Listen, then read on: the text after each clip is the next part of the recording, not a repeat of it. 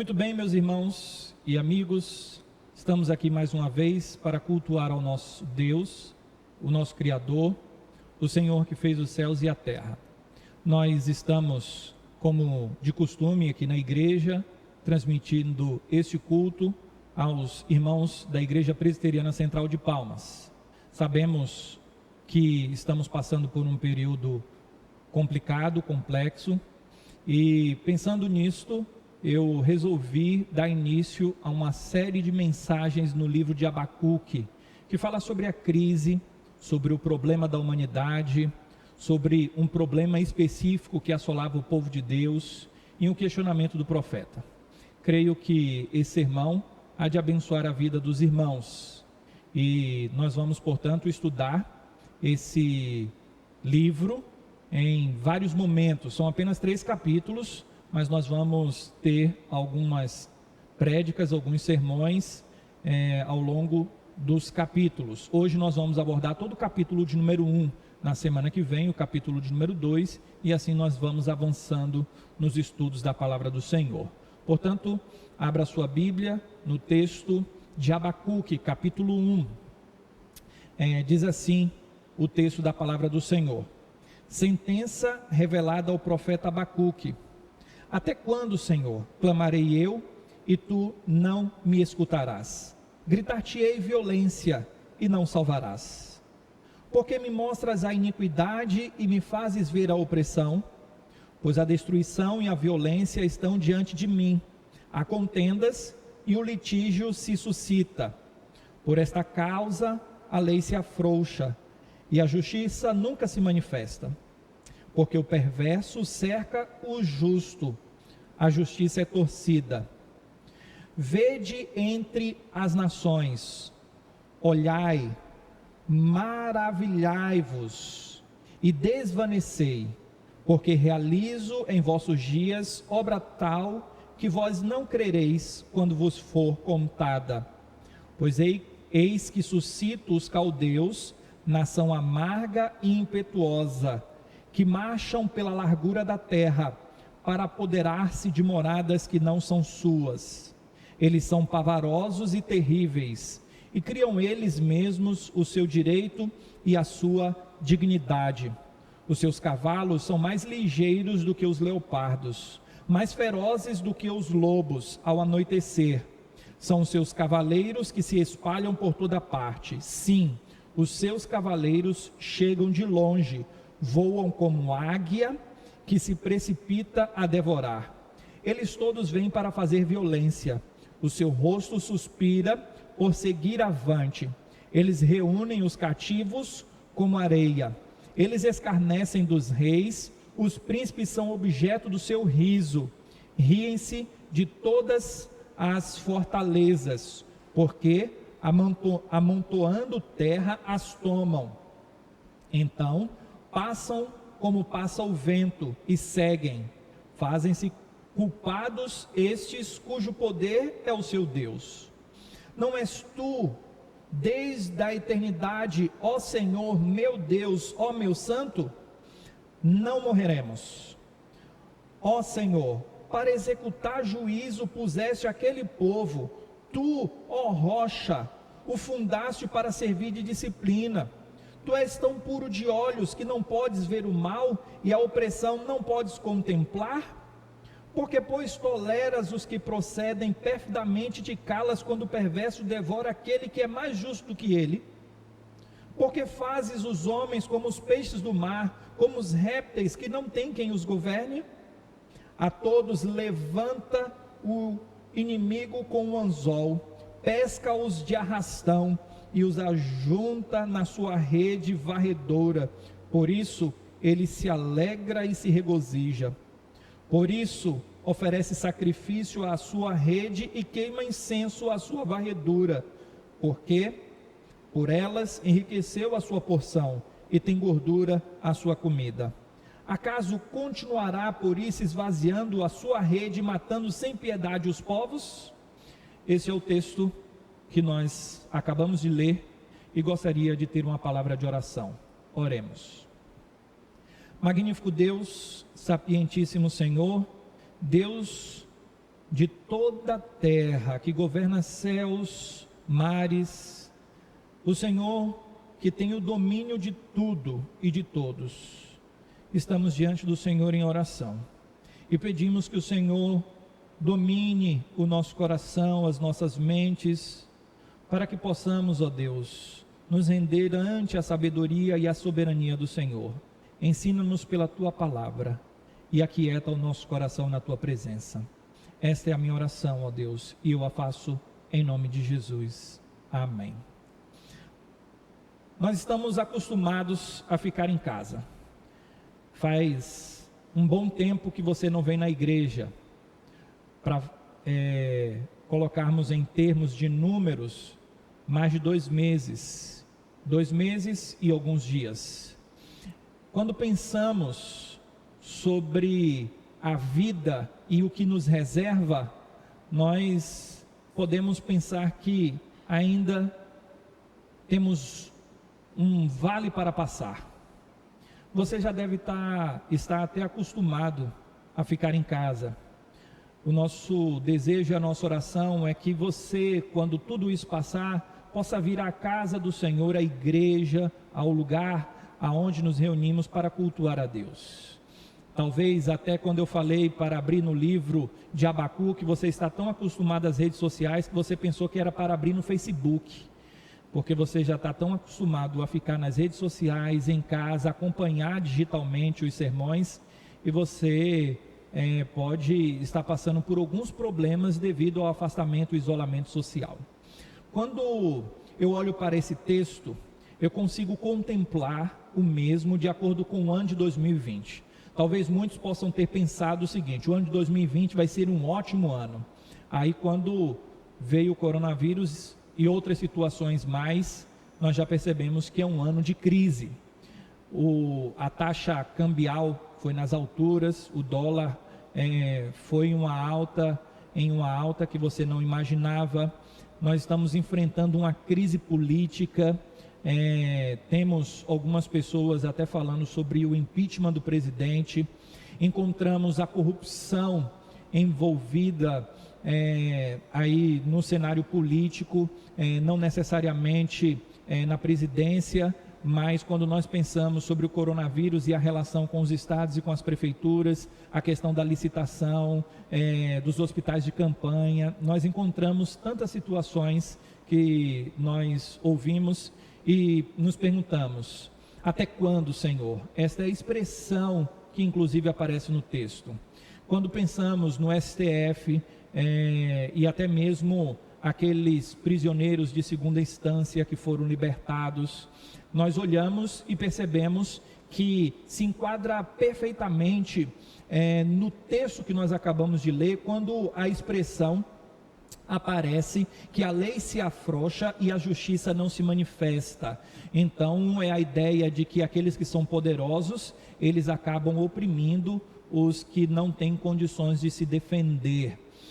Quando nós olhamos para a sociedade como um todo, não só sobre o cenário que estamos vivendo, mas observando os assassinatos, a impunidade, quando alguém que até mesmo pode ser preso, mas por boa conduta a sua pena é abrandada, ou uma injustiça mesmo diante do juízo, quando falta de provas e tantas outras situações mais, corrupção e tantos aspectos fazem com que o nosso sentimento e o nosso coração seja cada vez mais arrastado por uma tristeza que invade o nosso ser, a nossa mente.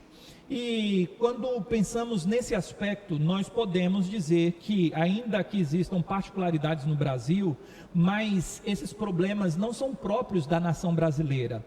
Nós enxergamos para a Europa, para outros países da América Latina, África, Ásia, enfim, várias localidades passam por isso em alguns momentos da vida, da existência, em alguns lugares mais, outros menos, mas a injustiça não é própria do Brasil, e não é própria também desse tempo. Nos séculos que se passaram, nós encontramos injustiças que também aconteceram. Na boca das pessoas, o que nós encontramos é uma expressão de que há um desejo de que tudo isso passe. O profeta Abacuque tem esse sentimento. A sua oração, a sua fala é no desejo de que tudo isso passe. No tempo dele, ele sofria. No nosso tempo, nós sofremos também. Temos um gemido na nossa alma irrequieta que diz: até quando? Até quando, Senhor? Essa é a expressão que aparece no texto e que eu gostaria de chamar a sua atenção para ela. É uma indagação do profeta quanto ao sofrimento que ele estava visualizando, e não só visualizando, mas sentindo na pele através dos seus compatriotas, porque a situação de Judá era uma situação deplorável. O interessante é que após a Primeira Guerra Mundial, várias organizações se uniram para que o mundo vivesse relativa paz. Eles fizeram alianças de armistício, tantos outros conchavos para que organizações mantivessem a paz, mas parece que foi em vão. Ainda que os esforços foram positivos, mas a Segunda Guerra Mundial jogou um balde de água fria na expectativa, e então nós percebemos que diante de uma grande crise, uma outra se instaurou após. Diante de tantas dificuldades e crises, a minha pergunta é: como você enxerga Deus?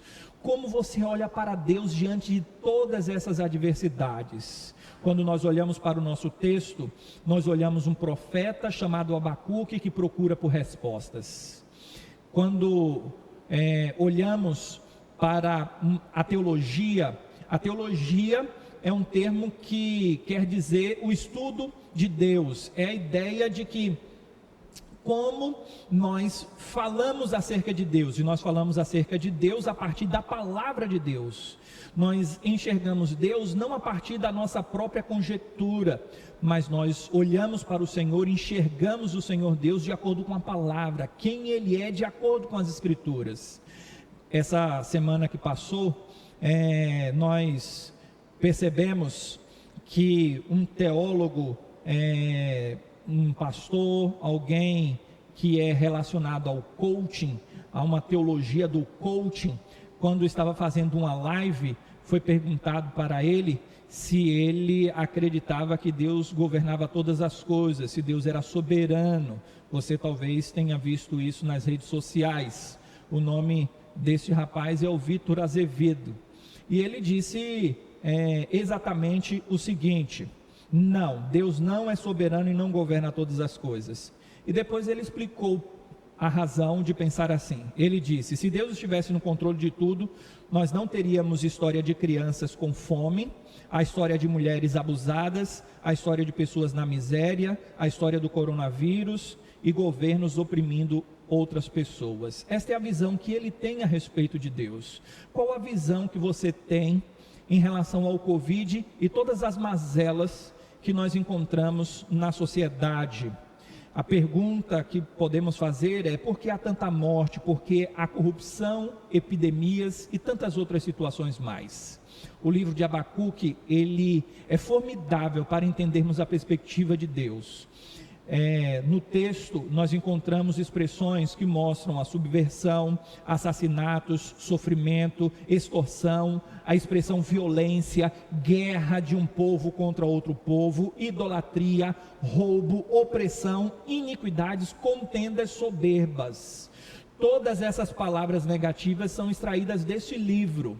E então, diante de toda esta situação caótica e de crise, a pergunta é: como enxergará o justo o Senhor Deus?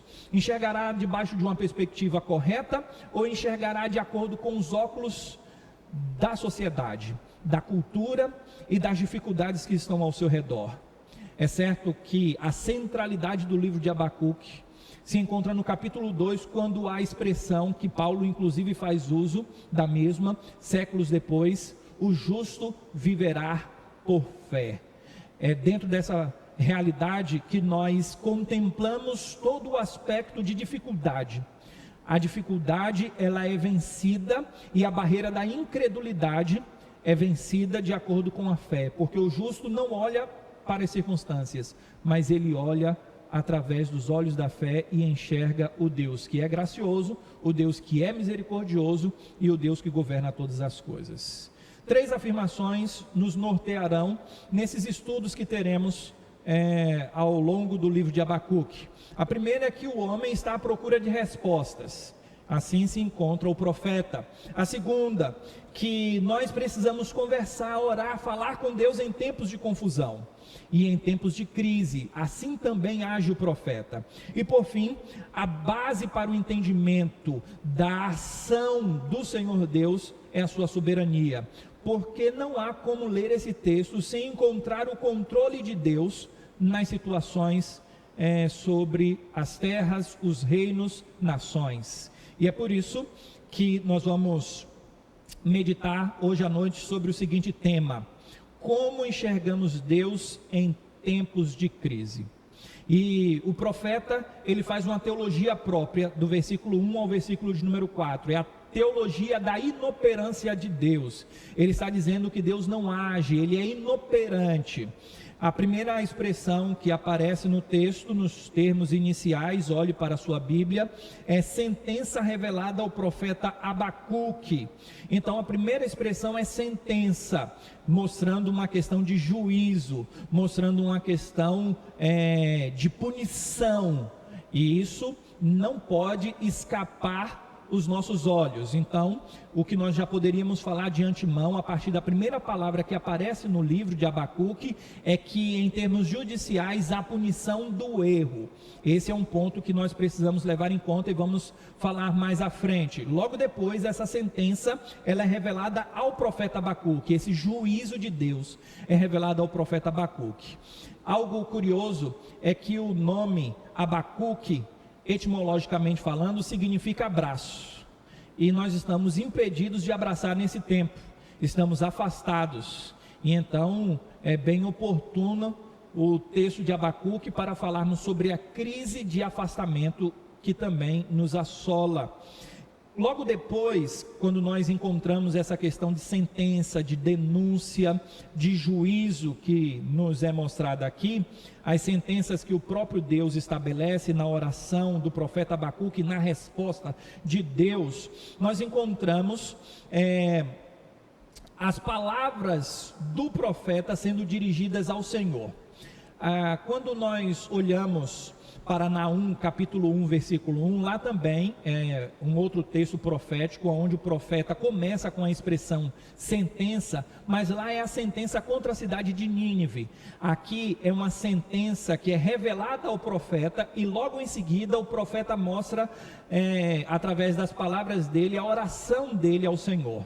E ele questiona o Senhor Deus, se dirige ao Senhor Deus e fala de forma até áspera contra o Senhor Deus, mas nós vamos entender as razões e os motivos, vamos falar um pouco mais sobre isso à frente. Mas o que eu gostaria de fazer um ponto de comparação aqui, quanto a um sermão que eu tive que ler ainda em 2003, quando tive que estudar para o vestibular do seminário, e foi exigido que nós lêssemos o sermão do padre Antônio Vieira. Ele pregou um sermão em 1640, e o sermão era sobre as armas de Portugal contra as de Holanda. Nesse sermão que o padre Antônio Vieira proferiu na Bahia, ele estava se dirigindo ao Senhor Deus e não à sua congregação, e questionando o Senhor Deus pelo fato dos holandeses, que eram protestantes, estarem se aproximando, se achegando, residindo no Brasil, mais especificamente em Recife, e ele se dirige ao Senhor de uma forma até incisiva, dizendo que se os holandeses se estabelecessem no Brasil e expulsassem os portugueses, ele deixaria de seguir ao Senhor. Em palavras mais fortes, e o termo de comparação que eu uso aqui é no aspecto de que o profeta usa palavras e sentenças fortes contra o Senhor Deus no capítulo 1, quando ele percebe a crise instaurada. Quando olhamos já para o versículo de número 2, vem a expressão que já fiz menção aqui na minha prédica, até quando? Essa expressão mostra um sentimento de esgotamento, um sentimento de tristeza diante de uma situação caótica. E aqui nós encontramos uma pergunta que vem com uma preposição e um advérbio. Uma preposição e um advérbio. Até quando? Você já se fez essa pergunta?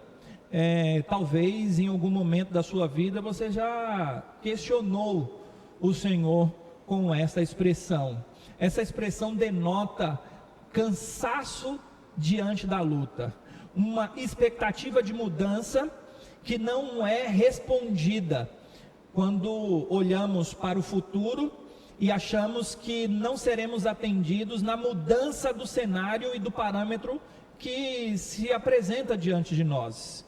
É um sentimento de que o tempo não passa e, pelo contrário, o tempo é desfavorável a nós, parece que ele está contra nós. É um sentimento de que a situação está demorada demais. Essa pergunta sempre emerge em uma situação caótica e difícil. Agora, qual o contexto do profeta? Porque ele pergunta, até quando, Senhor? E a resposta vem logo na sequência: até quando, Senhor, clamarei eu e tu não escutarás? Olha que indagação do profeta. Senhor, até quando eu vou clamar, orar ao Senhor e o Senhor não vai me escutar? Você já sentiu que as suas orações não são respondidas e que o Senhor não olha para você? Moody, um evangelista que viveu nos Estados Unidos, já falecido, comentando esse texto, ele disse: não que o profeta duvidasse que o Senhor podia ouvir sua oração, no sentido de tomar conhecimento, mas ele sentia que sua oração era infrutífera, não surtia efeito. O silêncio do Senhor está relacionado à nossa fé. Quando achamos que o Senhor está em silêncio, nós precisamos ter fé, confiança e esperança de que Ele nos ouve e de que Ele nos atende segundo a graça e a misericórdia dEle. É por isso que a centralidade do livro é: o justo viverá por sua fé. E a fé é exatamente esse tempo que nós vivemos, quando não vemos, mas cremos. É a definição de Hebreus capítulo 11, versículo 1. Ora, a fé é a certeza das coisas que se esperam e a convicção de fatos que se não veem. E ele continua na sentença dele, na argumentação dele: até quando gritar-te-ei violência e não salvarás? Ele está dizendo: Senhor, eu estou gritando violência, violência, e o Senhor não salva. Eu oro, suplico, peço e o Senhor não atende. Lembro-me quando morava lá em Salvador, em um apartamento, o índice de violência era enorme, ainda o é. Salvador é a terceira maior cidade do nosso país. As pessoas assaltavam outras pessoas, roubavam carros. E eu lembro que no bairro onde eu morava, um apartamento, as pessoas começavam a gritar de madrugada na janela: pega ladrão, pega ladrão! Quando alguém tentava assaltar uma outra pessoa ou até mesmo roubar um carro à noite. E então as pessoas apareciam na janela e o ladrão fugia. A ideia de gritar violência traz essa conotação. Eu grito violência e o Senhor nos socorre, ninguém aparece para ajudar, ninguém vem nos socorrer. É esse sentimento do profeta. Ele pergunta: até quando gritarei eu violência e tu não salvarás? Ah, meus amados irmãos, esses são os questionamentos do profeta. Esses são os questionamentos de muitos diante da sociedade presente. O profeta ainda fala no versículo 2, agora no versículo 3 mais precisamente: porque não mostras a iniquidades, porque me mostras a iniquidade e me fazes ver a opressão. A ideia é que ele está dizendo que o Senhor faz com que ele contemple a iniquidade, veja a opressão, e quando ele ora ao Senhor, o Senhor não faz nada. Ele está dizendo que é o Senhor que faz contemplar toda aquela situação. E olha que no tempo do profeta não existia televisão, não existia rádio, não existia a TV Globo com o Jornal Nacional colocando todas as mazelas que o Covid tem trazido às pessoas. Olha que não tinha nem o WhatsApp, você deve receber aí pelo WhatsApp mensagem do Covid e da crise política talvez todos os dias, até umas 5, 10 vezes por dia. Então você poderia dizer assim, olha, eu estou vendo todo esse mal, e Abacuque contemplava todo esse mal, mesmo não tendo a tecnologia, e ele diz, eu não estou alheio aos fatos, Senhor, eu contemplo, e eu estou vendo litígio, estou vendo a iniquidade, estou vendo a opressão, e a minha indagação vai ao Senhor, porque o Senhor me faz ver tudo isso. É como se as suas palavras seguissem no seguinte rumo: o Senhor me faz ver todo este mal, o qual eu não consigo suportar, e como pode o Senhor olhar para este mal e deixar impune? Eu não consigo contemplar este mal e não agir, tanto que eu estou orando ao Senhor, mas o Senhor contempla todo este mal e não faz nada.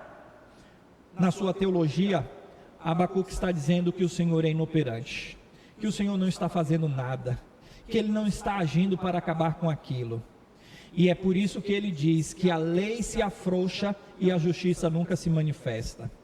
Em Israel existiam juízes ao longo da história de Israel, e o que nos é dito aqui, que a lei se afrouxa e a justiça não se manifesta, é o aspecto da corrupção por parte dos juízes, quando há uma opressão dos próprios pares, dos próprios irmãos. Lembremos que é uma nação onde eles se relacionam como irmãos, como compatriotas que servem o mesmo Deus, mas ainda assim eles estão em iniquidade. É por isso que é dito que a justiça é torcida e a justiça nunca se manifesta, porque o perverso cerca o justo.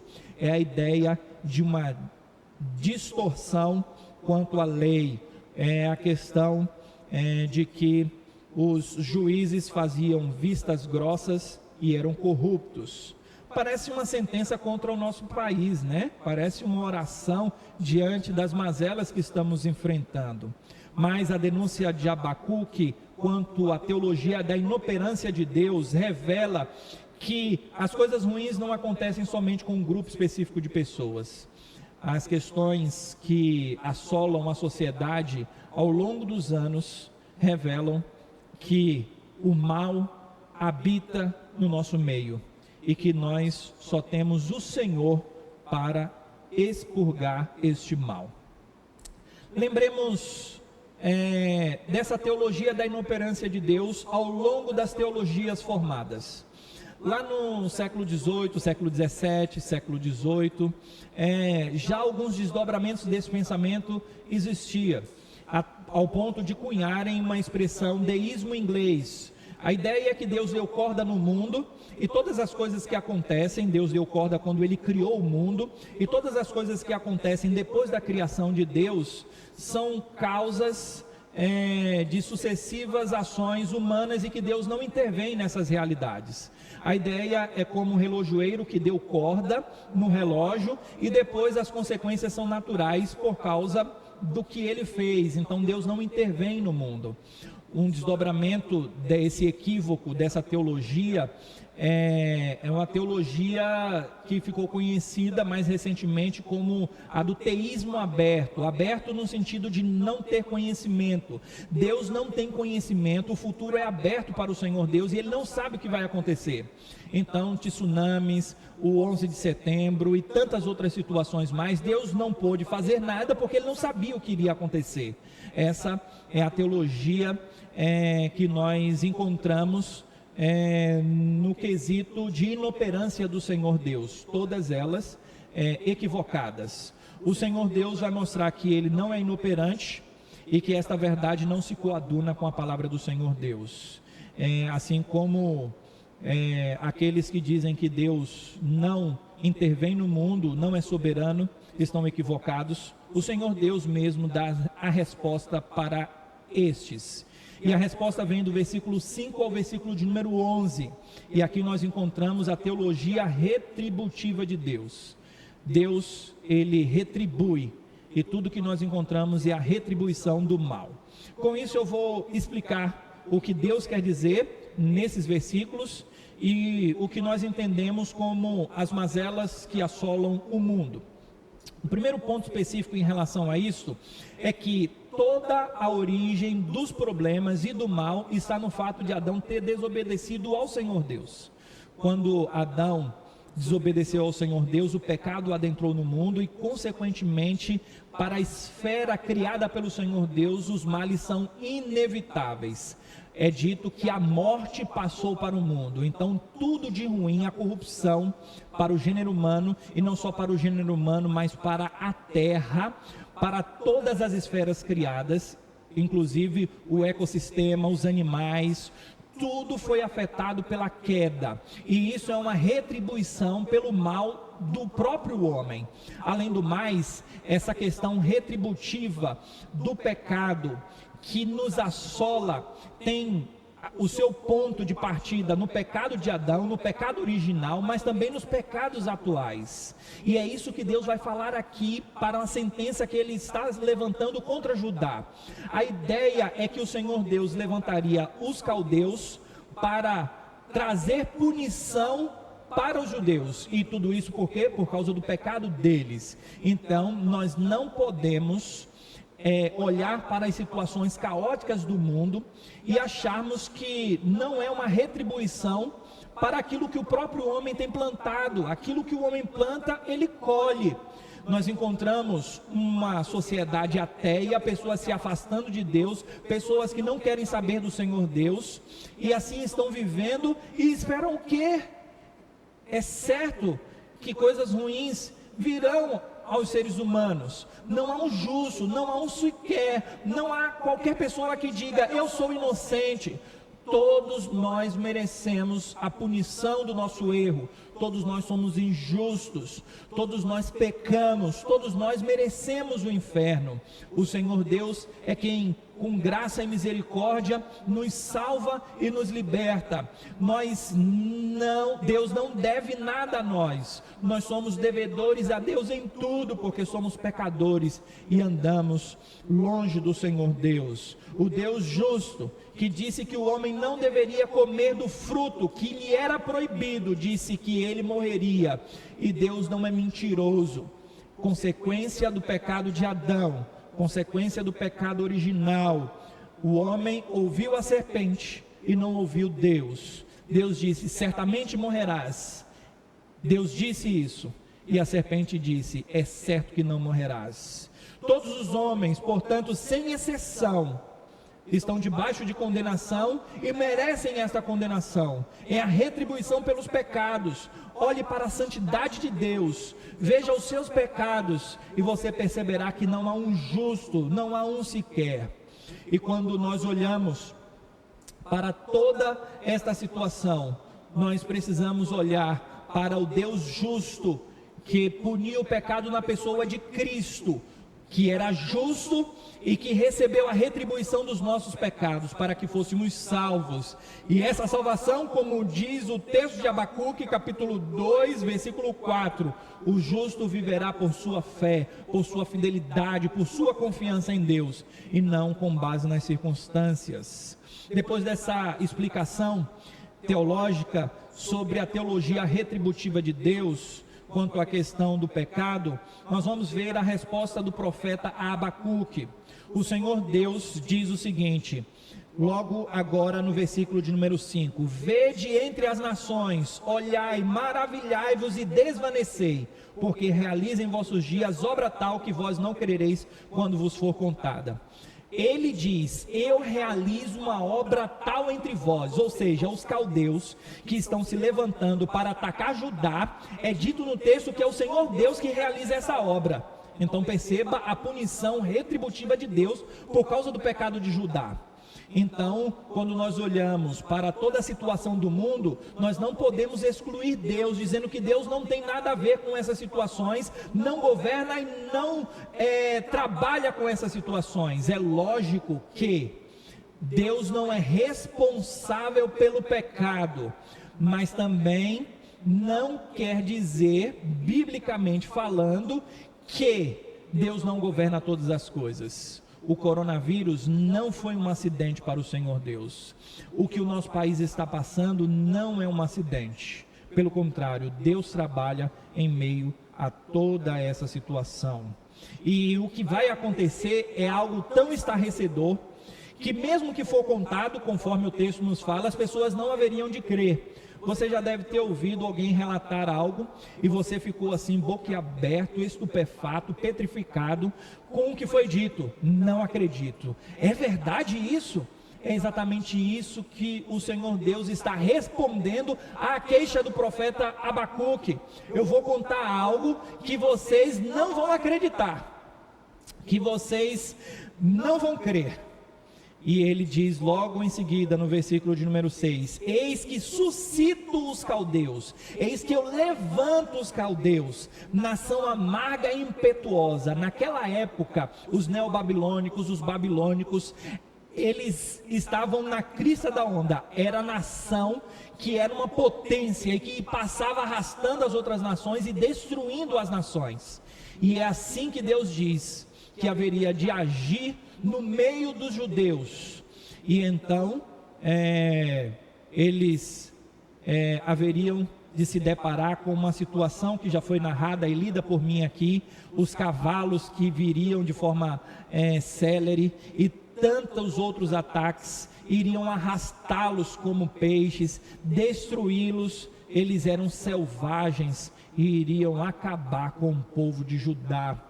E esta é a expressão do Senhor, que aqui nos é mostrada. A retribuição do pecado sempre será a morte. O pecado, uma vez consumado, gera a morte. E quando nós olhamos para o versículo de número 11, do 6 até o 11, nós encontramos o poderio dos caldeus e o juízo que viria para os judeus. Aqui está a resposta para o profeta: até quando, Senhor? Olha, o fim está chegando, essa injustiça vai acabar, porque eu estou levantando os caldeus, povo da Babilônia, como instrumento de juízo da minha parte. A lição que nós podemos extrair dessa resposta do Senhor Deus é que Ele é soberano. Não há como fugir e escapar desta realidade bíblica. É o texto quem está dizendo isso. E Ele faz o que lhe apraz. Ele sabe agir, por mais que nós venhamos achar que não. A resposta do agir do Senhor é simples, é direta, é certeira. Não é difícil de entender, talvez seja difícil de engolir, mas é verdadeira, e o texto deixa claro.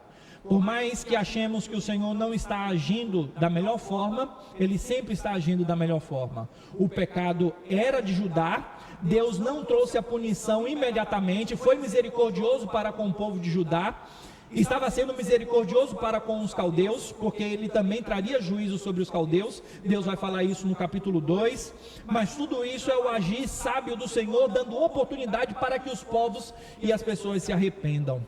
Mas é certo que Ele retribui o pecado, e é certo que a punição temporal, que aponta para uma punição bem pior, que é a punição eterna.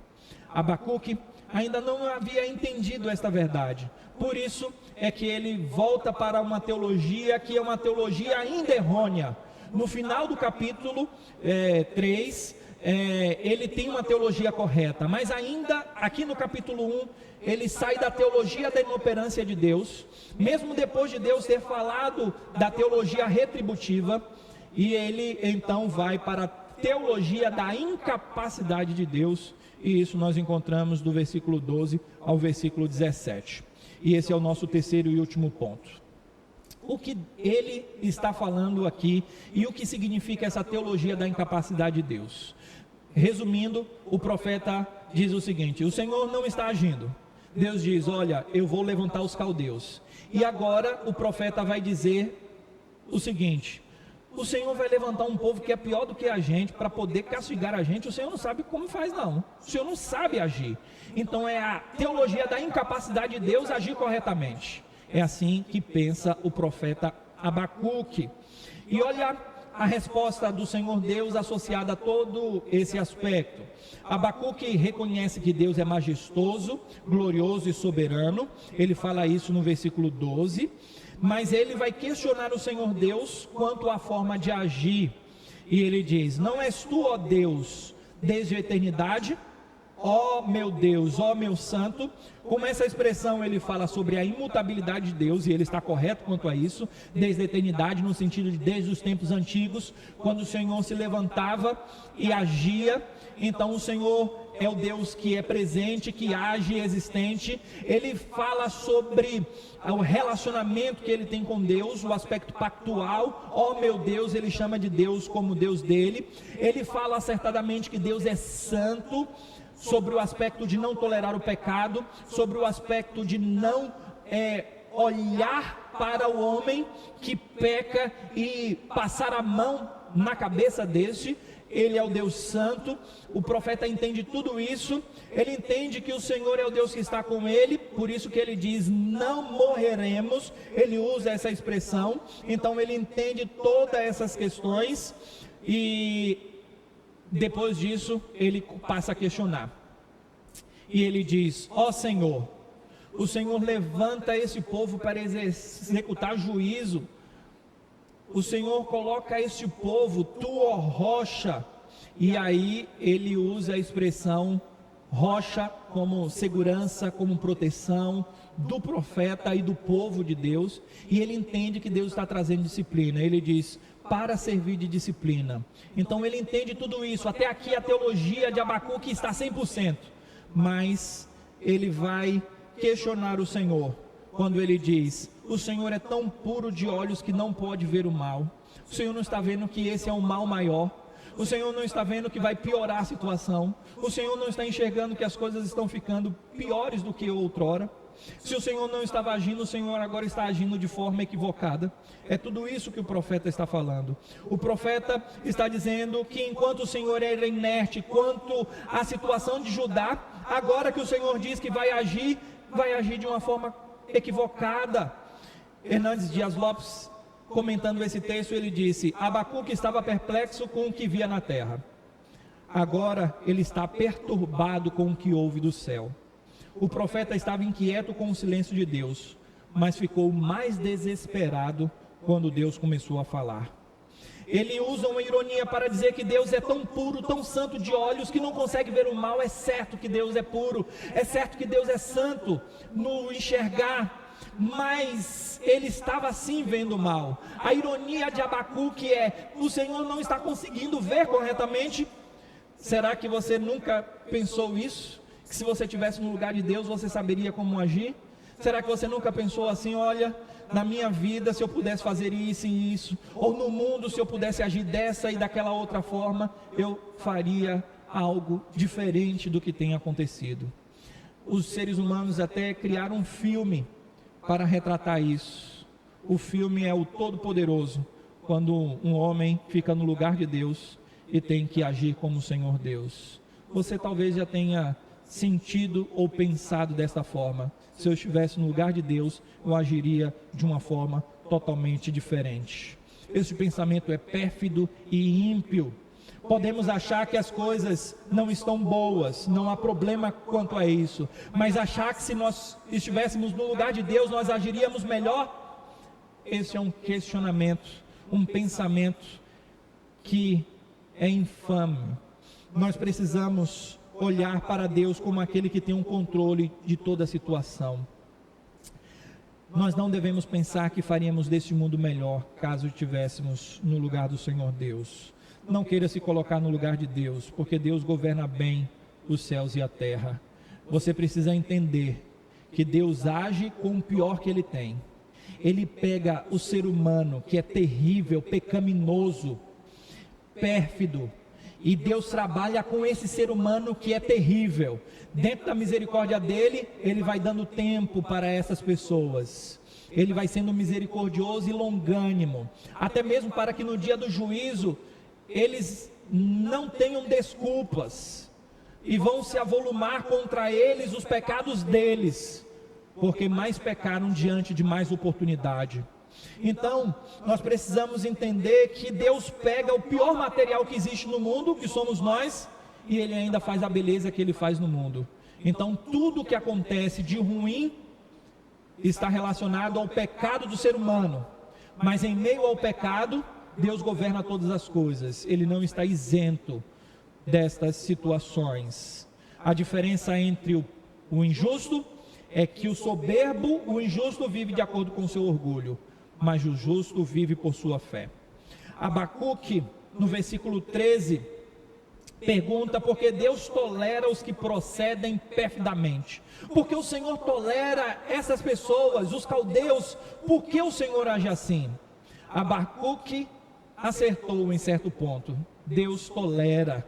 Deus temporariamente tolera o mal.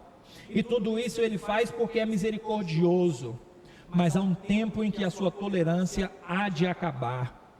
O seu juízo é pesado. Foi isso que aconteceu sobre Judá, foi isso que aconteceu com os caldeus. Enquanto um povo prospera, nós encontramos aquele povo prosperando, mas em pecado, é Deus tendo a misericórdia dele. Mas um dia aquela nação há de ruir e há de cair. A história aponta para isso, nações poderosas que caíram, e nações que invadiram outras nações e trouxeram juízos do Senhor para aqueles povos. Então, sempre lembremos do juízo de Deus. A figura colocada pelo profeta aqui é como se fosse uma rede. Ele fala que nós somos arrastados como uma rede, não há quem governe, não há governador para os peixes, não há governador para os répteis, e eles são arrastados como que por uma rede. É a ideia de que o arrastão assola todos, não há qualquer pessoa que escape, e assim eles estão sendo destruídos de montão. É esta a expressão que é colocada aqui, e nós olhamos tanto desde o verso 14 até o verso de número 17, é a destruição em massa. Não quero ser simplista ao afirmar que é fácil mensurar as mazelas da humanidade. Não quero ser simplista ao ponto de dizer que é fácil olhar para tudo que está acontecendo e chegar à conclusão de que essas coisas são naturais, essas questões devem ser colocadas desse jeito ou daquele outro jeito, minimizando os problemas. É algo complexo, realmente é complexo. Além de complexo, é doloroso, é difícil, causa em nós tristeza, olhar para o mundo e ver toda essa situação. Não quero aqui minimizar o sofrimento de qualquer que seja a pessoa, mas eu também não posso dizer que Deus não governa todas as coisas, que Deus não existe. Eu não posso dizer que a razão de tudo isso acontecer é porque Deus queria fazer algo, mas não consegue fazer, ou que Deus não poderia fazer porque Ele não sabia o que iria acontecer. Não, eu me baseio na palavra, e a palavra deixa esse aspecto claro. Não há como escapar do juízo de Deus, não há como escapar do governo de Deus, e Deus continua sendo bom, misericordioso, amoroso, mesmo em meio ao mal. Quando eu olho para esses aspectos caóticos, eu consigo enxergar a misericórdia de Deus, e essas duas realidades se equacionam muito bem: a crise, o problema, o mundo caótico e a misericórdia do Senhor Deus. E é pensando sobre isso que nós devemos olhar para o juízo final do Senhor Deus, e nós devemos olhar para Cristo Jesus. E assim eu concluo dizendo que a retribuição do pecado foi feita na pessoa de Cristo. O único que poderia reclamar, o único que era justo, ele recebeu a punição de erros que não eram dele. O misericordioso Cristo recebeu na pele o castigo de Deus que era destinado para nós pecadores. Então, a filosofia que muitos apregoam por aí, inclusive pelo antigo rabino, com a seguinte indagação: por que coisas ruins acontecem com pessoas boas? Só há uma pessoa que é boa, Cristo Jesus. E algo ruim aconteceu com ele, Portanto, a pergunta deve ser no sentido inverso: por que coisas boas acontecem com pessoas ruins? Porque Cristo na cruz morreu por nós. Ele recebeu a punição do nosso erro. Ele foi castigado. Enquanto nós clamarmos: até quando, Senhor? É válido esse questionamento. Esperando e entendendo que Cristo morreu na cruz e recebeu todo o nosso pecado. E quando ele clamou: Deus meu, por que me desamparaste? Esse clamor e essa pergunta está alicerçada no juízo de Deus, porque Deus é justo e ele pune o pecado, mas também está alicerçada no grande amor de Deus. Portanto, se você não tem recurso por causa do Covid-19, se você tem sofrido por causa das mazelas dessa pandemia, lhe digo que você tem algo muito maior e muito mais precioso, algo inalienável, que foi lhe dado: a salvação em Cristo Jesus, através da punição dos seus erros, quando na cruz Cristo morreu por mim, Cristo morreu por você. Ainda que a sua situação seja caótica, viva pela fé, coloque a fé em Cristo. Luiz Saião, comentando esse texto, ele deu o seguinte tema para o capítulo 1 de Abacuque: na hora do vamos ver, Deus resolve se esconder. Se você acha que Deus está escondido, saiba que é exatamente assim que funciona a nossa fé. Nós vemos o Deus oculto com os olhos da fé e cremos que Ele nos ama, e isso é que agrada a esse Deus soberano, glorioso e majestoso. Esta mensagem é para todos os cristãos, para que jamais venhamos esquecer a profecia contra Judá, para que não venhamos achar que estamos guardados, protegidos, porque Judá era o povo de Deus, mas mesmo assim, diante dos pecados de Judá, Deus puniu Judá. Portanto, não venhamos viver debaixo do pecado. Amemos ao Senhor e vivamos para Ele.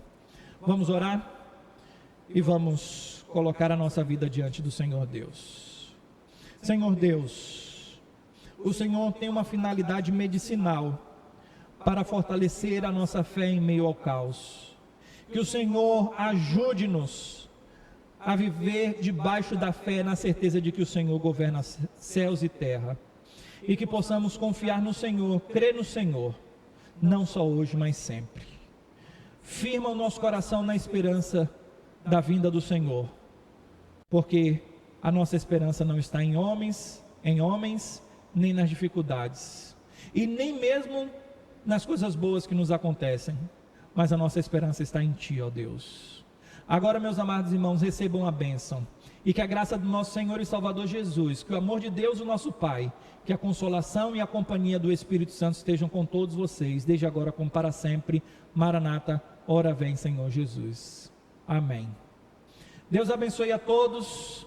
Domingo que vem vamos expor o capítulo 2 de Abacuque, e que Deus nos abençoe como igreja, e que venhamos entender o agir do Senhor para glorificá-lo melhor. Que Deus nos abençoe.